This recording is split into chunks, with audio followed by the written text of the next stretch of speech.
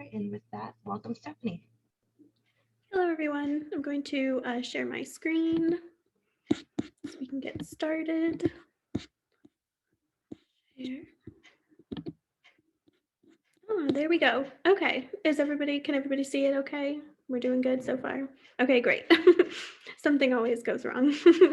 My name is Stephanie Crawford, and I'm the archivist at the Mattatuck Museum. Thank you guys so much for inviting me to give this Matt on the Go presentation called Genealogy, how to use the library and archive to find out more information about your ancestors. In today's presentation, we're going to talk a little bit about, first of all, like what is genealogy? And then second, we're going to touch on how you can use the Mattatuck Museum Library and Archive to maybe conduct some genealogy research of your own. And lastly, I'm going to loosely touch on maybe some online sources that you could also use to do some genealogy research as well. Matt on the Go allows us to bring a piece of history and art from the museum to the community. Oops, oh no. Okay, there we go. So the Mattatuck Museum was founded as a historical society in 1877, and the first mission of the society was to collect and preserve whatever, in the opinion of its members, may serve to explain or illustrate the history, civil, ecclesiastical, archaeology, or natural history of the state of Connecticut, and specifically the Waterbury and Mattatuck region. So while the mission of the museum has slightly changed over the years, since at least the 1930s, the museum has really embraced this like dual role of featuring art and local history together. And so the Mattatuck Museum is home to the Max R. Trorig Library and Archive. And so this is where the museum holds all of our book and archival collections to help preserve and interpret local history. So we'll discuss what types of sources we have in further detail, but to basically begin with, we do have a collection of over 2,400 books in our library. We have a small collection of city records of Waterbury. The library has bound copies of Waterbury City Directories, Board of Aldermen minutes, and several Department of Education records. And we also have some city like probates, deeds, and some truancy warrants as well from the 1700s and 1800s. The archive has brass industry business records. So we have collections of Scoville Manufacturing Company, Chase Manufacturing Company, Bristol Company, Mattatuck Manufacturing, and a few other companies as well. We also have records of businesses and Waterbury residents' archival collections. So diaries, correspondence, inventories of estates, a few payroll records, company histories, and photographs. And then lastly, we also have a very robust oral history project collection. The Mattatuck Museum has collected over 300 oral histories, and additionally newspaper clippings and photographs of the participants. And different projects include the African American Oral History Project, the Jewish Oral History Project, and the Neighborhood Project.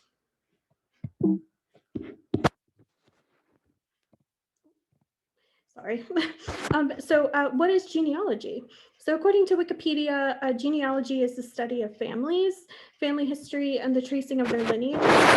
Genealogists use oral history interviews, historical records, genetic analysis, and other records to obtain information about a family.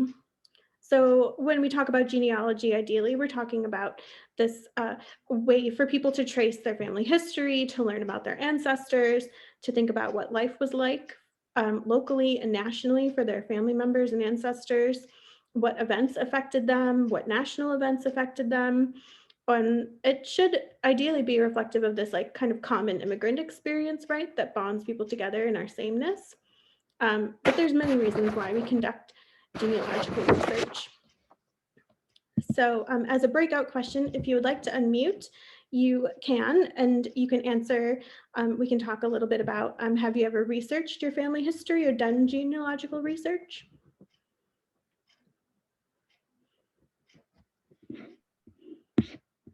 Yes. Oh, great. Have you done your own family's genealogical history or other? Yes, Other... my family and my stepdaughter's family, my husband's family, the family that lived in my house. Oh, wow. Oh, that's great. It's kind of a COVID project. Yes. That's great. If that's all, I can move on if no one else wants to share. I've loosely done a little bit of my own genealogy. I've relied a lot on my elder family members to do my own genealogical projects, but lots of research interests of my own, just never enough time. Okay, so I also wanted to kind of touch on and discuss the ways that racism affects genealogical research. And I think one of the most dominant ways that it affects genealogy is that genealogy tips and websites and sources often value or kind of assume whiteness of its researchers. It's very difficult to find sources, digitized materials, and a path past a brick wall for people of color. And so brick walls, I'm sure some of you are familiar, is a term that genealogists use to talk about a problem in their research that they can't get past, or a spot where they're stuck. So this lack of sources isn't just because of genealogists, of course, and it's a huge systemic problem, but historians, librarians, archivists, writers, and others have historically collected and written about records of white people much more frequently than records of people of color. So I think it's important to really talk about racism because it's a way to acknowledge how genealogy is not just this neutral source of family history, that we can and should approach genealogy and sources with a critical eye. And if anyone's interested, there's this really great a Google Doc called Genealogy and Anti-Racism, which was compiled by Diane Humiston in 2017, and it was updated in 2020. It's got some really great sources in it.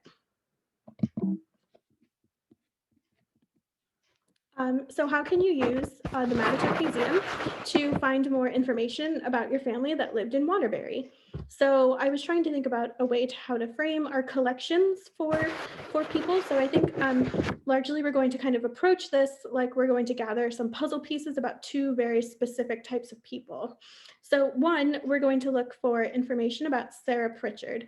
And so what we're going to know about her at first is that she was an author and a historian, and that she lived in the 19th century in Waterbury. And then the second person that we're going to look for is Alejandro Lopez.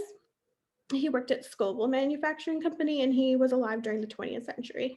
And I will say that I am cheating because I know how to find people like this in the sources, but I wanted to demonstrate how we can kind of put together different puzzle pieces and use the archive and primary sources to make a little bit fuller of a picture. In order to our research, it's very common to start with vital records, birth certificates, death certificates, marriage certificates, that kinds of thing. So the city of Waterbury holds vital records, but because of online things, most things like that are searchable either through ancestry.com or familysearch.com. But because we know that Sarah Pritchard is an author, I have a tip that some people may or may not know. The Library of Congress maintains a naming authority file accessible to everyone online. If you go to id.loc.gov, you can find a list of different sources for subject headings and different things. And there's a naming file authority that you can search for Sarah Pritchard, and that's what's pictured on the left here. Because she was an author. So the naming file authority is just it's just a standard field that the Library of Congress uses for authors so that all libraries in the United States use the same name for authors.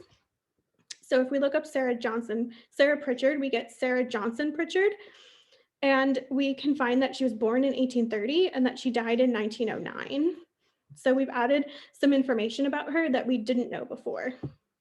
And then using Alejandro Lopez and Waterbury as search terms on the right-hand side in ancestry.com reveals this record that shows that he worked at Century Brass and Scoville as a shop steward, and that he was born in Puerto Rico in 1929 and died in Waterbury in 2001.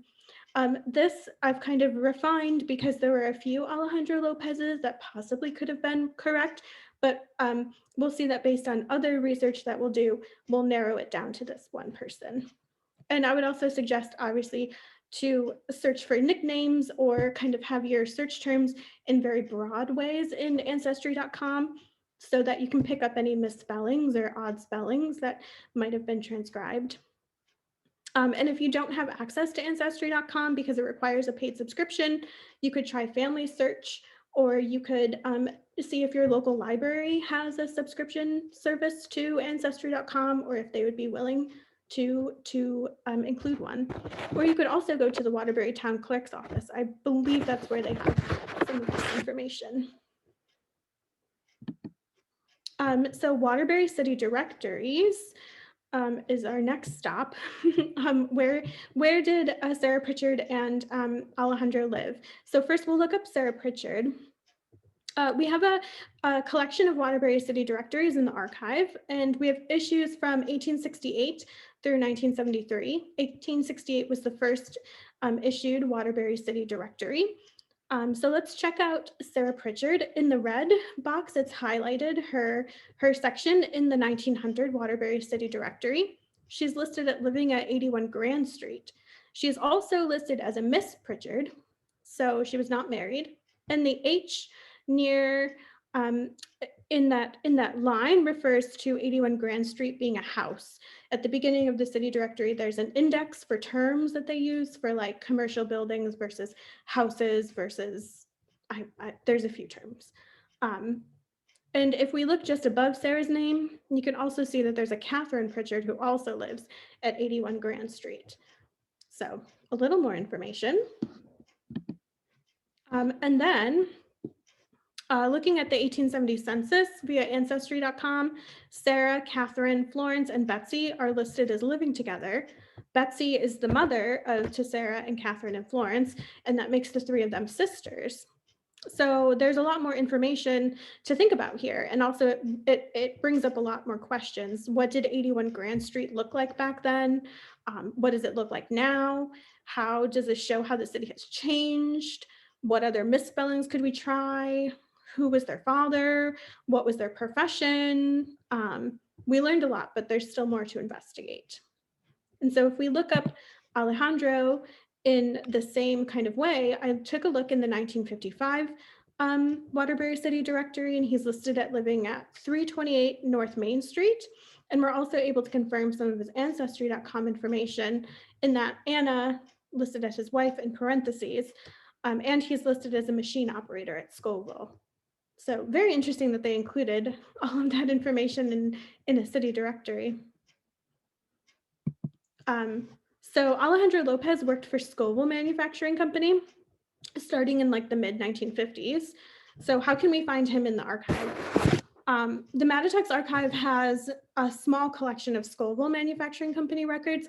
Scoville donated most of their records to the Harvard Business Library. The University of Hartford also has a small collection, and we have a small collection.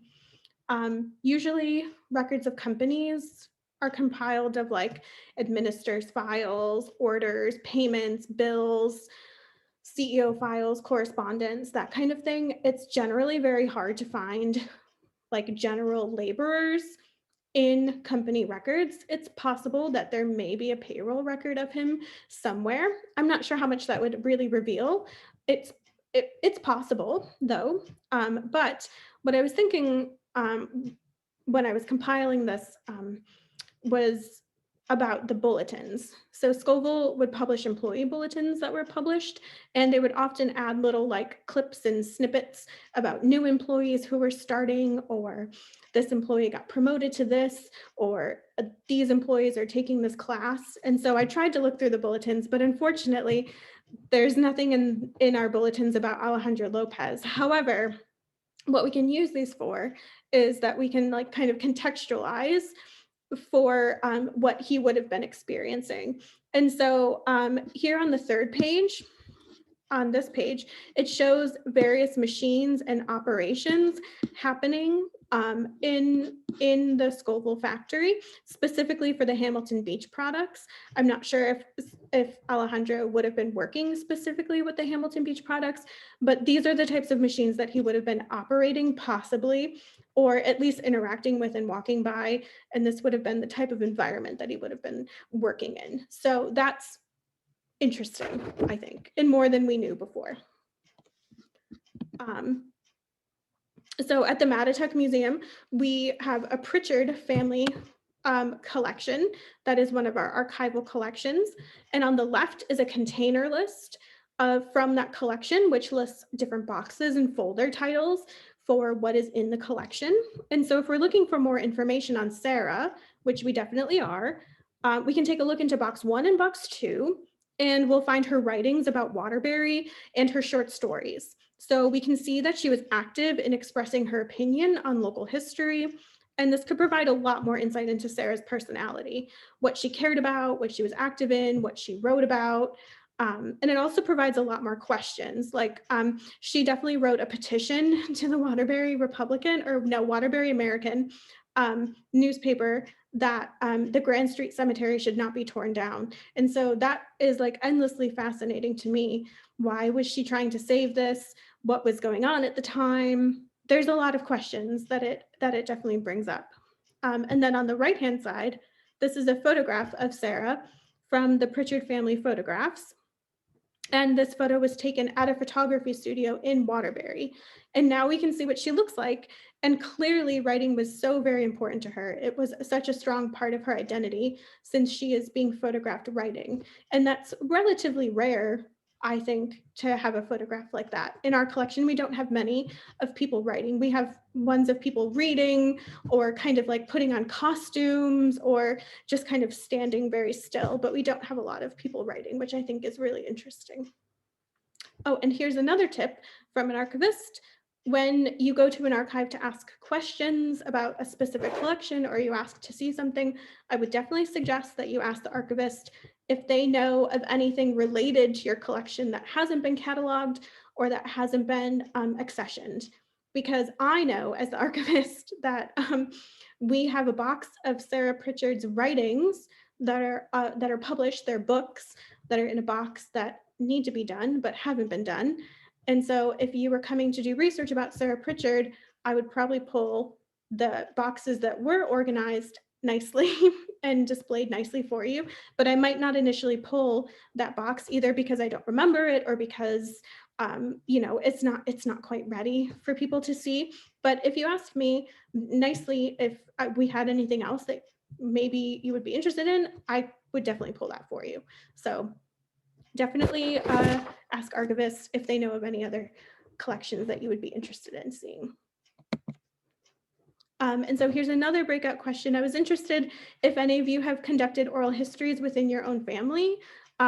Would you be interested in doing one? How, like, do you, any comments or questions would be cool.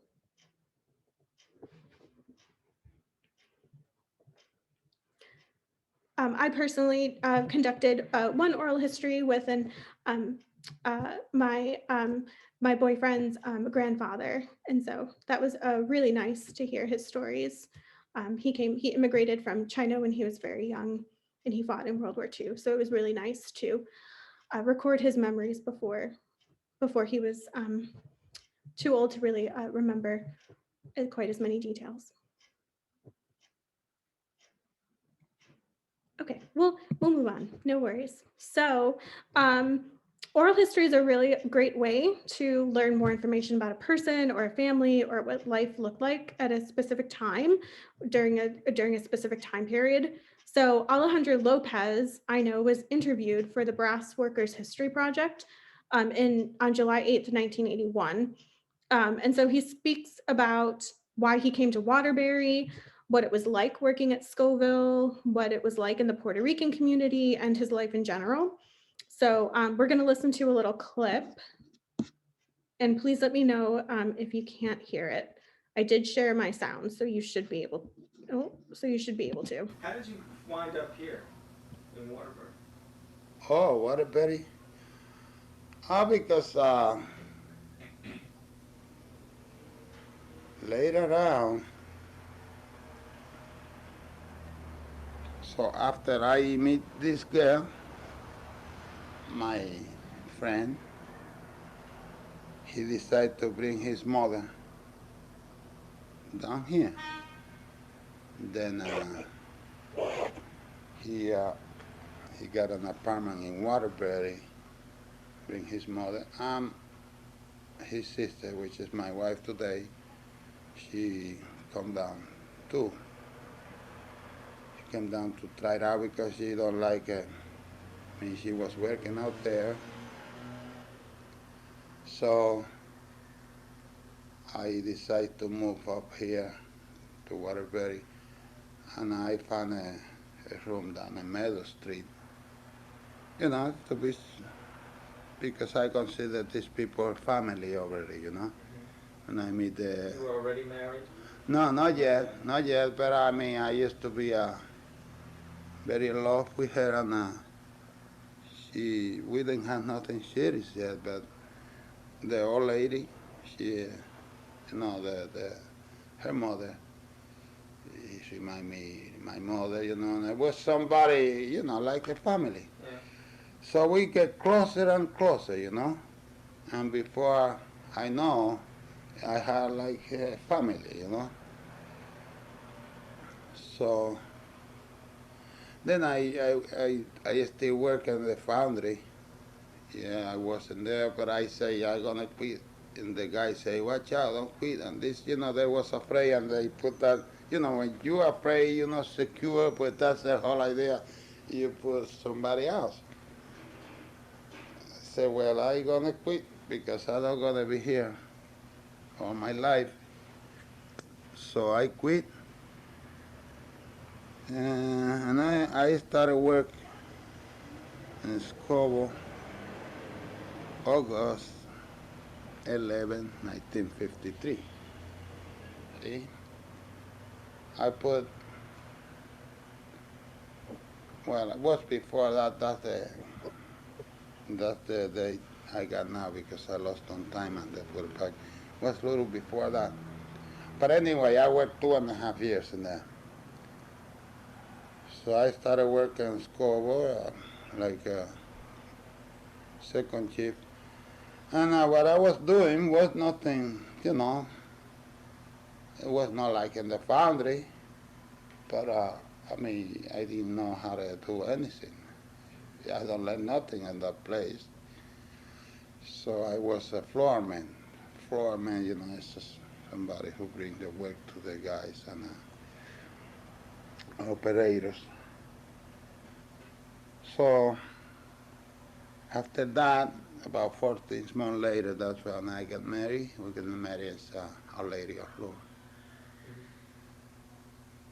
Then I decided to stay there because I got the benefits, good insurance. See, I don't want to jump around. So I've been there in that place 28 years now.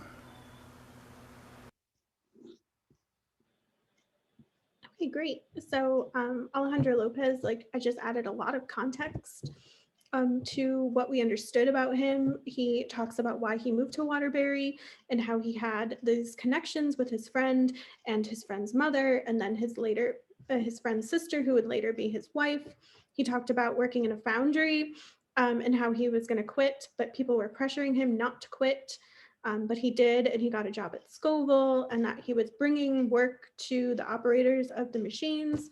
It was so nice. I could listen to oral histories for a very long time, though.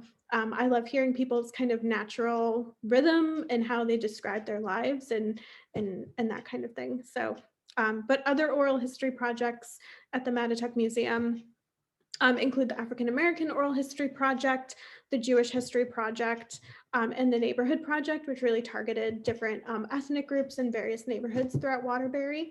And we also have the Brass History Workers Project, of course. I think for now, let's leave all these puzzle pieces about Alejandro and Sarah Pritchard, and I'll talk to you generally about some of the other sources that we have at the museum. So there are several different types of books at the library and archive that might be of interest to people researching family history. We generally have histories of Waterbury and of the surrounding towns. So, we have Dr. Joseph Anderson's 3-volume history that he edited of Waterbury, which includes writings by Sarah and Catherine Pritchard. Those are also digitized by Google Books. We also have Henry Bronson's History of Waterbury, which he wrote in 1858.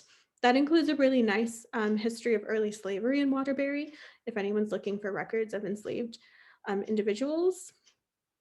And then we also have books about specific ethnicities in Waterbury, Irish, Jewish, and Italian Americans of Waterbury. We have books representing those by various authors.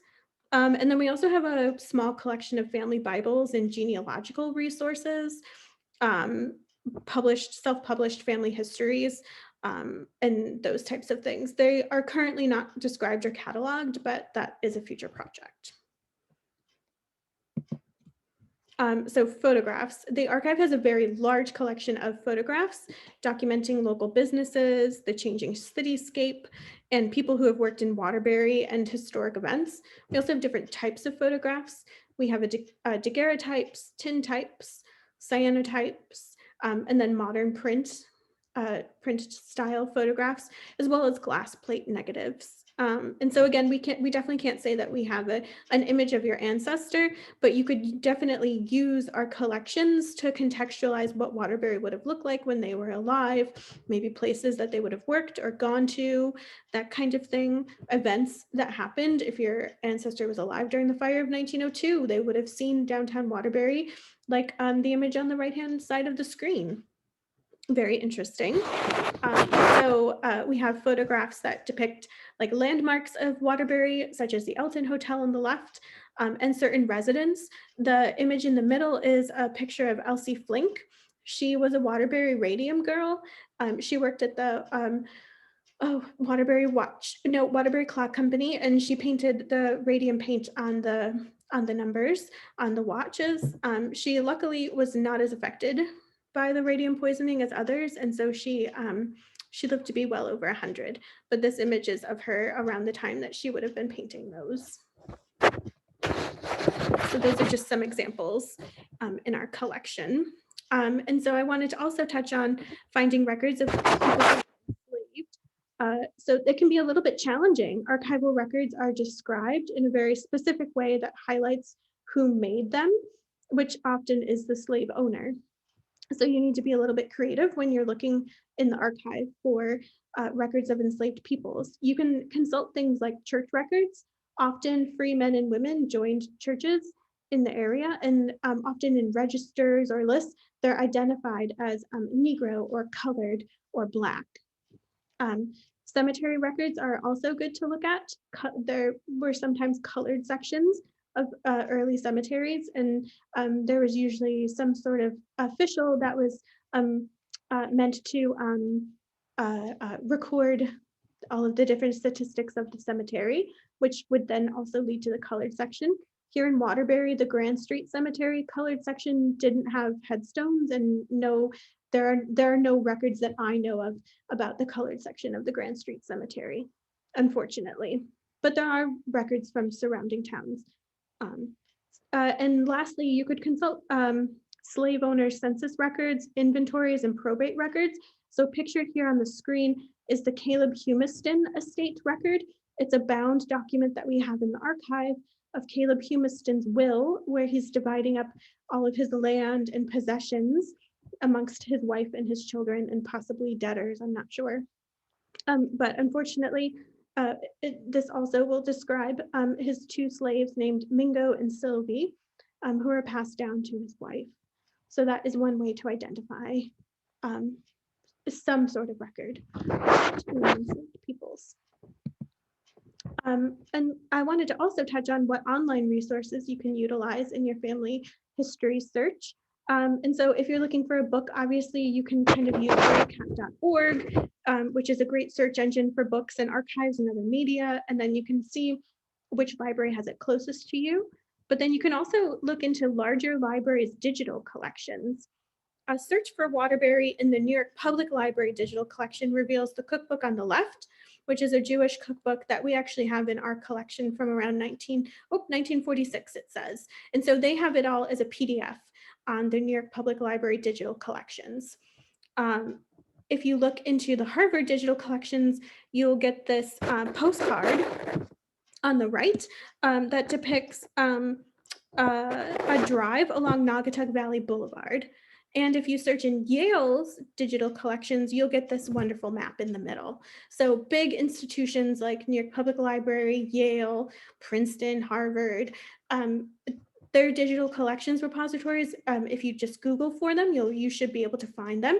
And you can search for Waterbury. You might not be able to find your ancestor, but you might be able to find some really interesting sources about Waterbury or your town.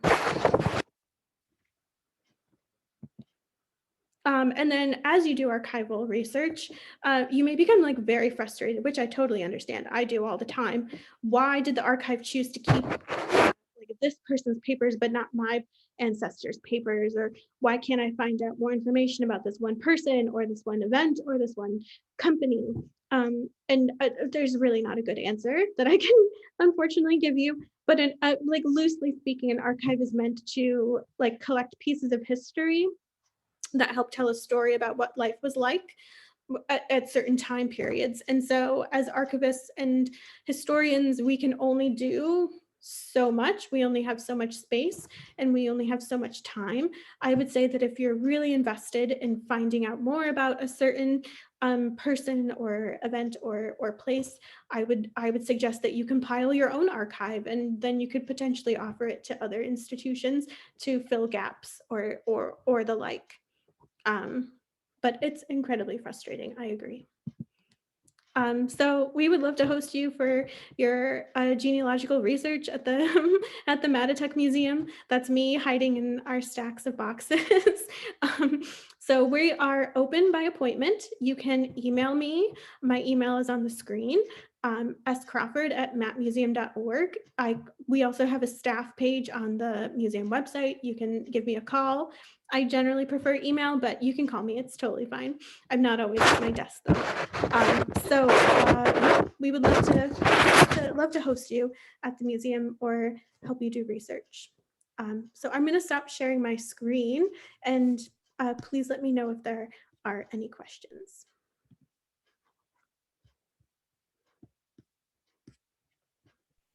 Feel free to unmute yourself and ask away if you need to.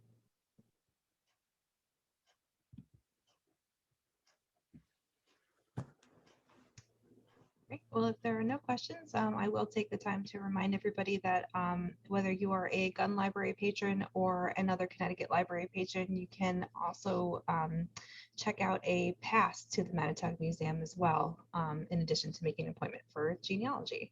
Mm-hmm. And then one last time, anybody want to chime in? Questions, comments? I have a question. Do you have at the gun library a ancestry.com subscription? Unfortunately, no. We do have a free subscription to Heritage Quest. It's not as robust as ancestry.com, but it is a good launching off point. And can you access that online?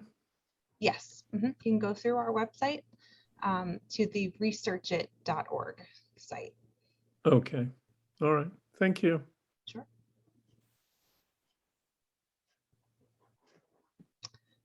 All right. Well, if there are no more questions, thank you everybody for joining us, and thank you, Stephanie, for taking the time. And again, you can find the recording of this on our YouTube page. And thanks again. Have a great night. Yep. Thank you. Bye. Bye.